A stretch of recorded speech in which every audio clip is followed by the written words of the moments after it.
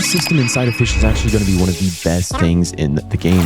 Now, inside of Fisch, most rods have what is called a rod mastery, and this system actually allows you to benefit off of numerous different things. So, for example, the Ralphix rod, if you complete all of these, not only are you going to get a few rod skins, but the rod itself is actually going to get a buff, making it stronger and better. And alongside all this, you're going to get a golden rod skin for it. Now, numerous rods inside of the most recent update actually have new masteries, but my personal favorite being the Ruinous Oath now actually has a mastery passive where all fish caught are going to be 15% bigger, essentially 15% more money, and combined with Sea Overlord and Sea Prince, it's going to be 80% size increase. Now, one of the main things about Rod Mastery, though, that you might not know is it actually not only changes depending on each rod you're using, but for the most part, these are actually really easy to complete if you do this simple thing. So, for example, the Evil Pitchfork right here, as you see, cast 5 enchant relics with the Evil Pitchfork mutation. This used to be not only exalted relics, making it way harder, but now since it's enchant relics, this is actually super easy, essentially meaning you can go down to somewhere such as the depths where enchant relics are very common, fish there, easily get this. But the main thing is I would really only recommend whenever you're doing this to get the one that brings the passive to the rod. Now, unless you want to get a rod skin, for example, you really should only try to get the one that boosts the actual passive. Like how for the Duskwire rod's passive to obtain chaotic